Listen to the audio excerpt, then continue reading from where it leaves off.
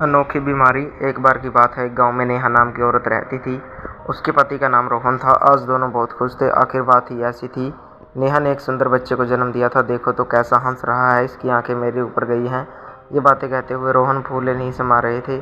तुम बताओ इसका नाम क्या रखा जाए, रोहन ने पूछा। मैं क्या बताऊँ, आप ही सोचिए, नेहा ने कहा। रोहन बोला, ठीक है, इसने हमारी ज़िंदगियों में खुशियों के रंग भर दिए हैं। इसके आने से हमारी ज़िंदगी हैप्पी हो गई है, इसलिए आज से इसका नाम हैप्पी होगा। तुम्हारा क्या ख्याल है नेहा? नेहा बोली, आपने जो नाम बताया है वो बहुत अच्छा है।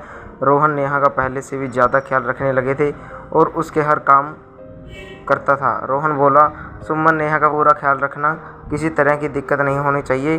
तुम अब यहीं पर रहना, मैडम को किसी भी चीज़ की ज़रूरत पड़े तो तुरंत दे देना, ठीक है? ऐसा कहकर रोहन चला गया। समय भी धीरे धीरे चलता रहा। 11 साल बीत गए। हैप्पी अब पूरे 11 साल का हो गया था। पढ़ने में काफ़ी अच्छा था। स्कूल में वो टॉप करता था और सभी खुशी से रह रहे थे।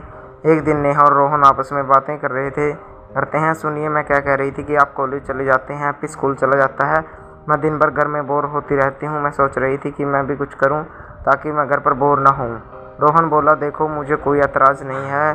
मैं तुम पर कोई दबाव नहीं डालना चाहता। तुम जो चाहे वो करो, मैं हरदम पर तुम्हारे साथ हूँ। तुम जो भी करोगे अच्छा ही करोगी। तुम्हारा मन तो लगा रहेगा, कम से कम बिजी तो रहोगी। नेहा बहुत खुश हुई।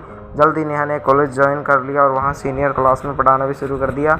नेहा को भगवान का दिया सब कुछ था। ज़िंदगी काफ़ी हंसी खुशी बीत रही थी, मगर समय हमेशा खुशियाँ ही नहीं देता, इसके गम भी होते हैं। और वह एक दिन स्कूल से आने के बाद हैप्पी बेहोश होकर गिर पड़ा। सुमन, जो उनकी नौकरानी थी, उसने देखा तो वह भी घबरा गई।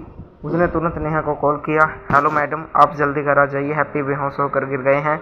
अचानक स्कूल से ही आते चक्कर खाकर गिर पड़े और उठ ही नहीं रहे हैं। इतना सुनते ही नेहा क्लास छोड़कर सीधे घर पहुंची। रोहन भी थोड़ी देर में पहुंचे। तब तक हैप्पी को होश आ गया। बेटा हैप्पी, तुम्हें कोई चोट तो नहीं लगी?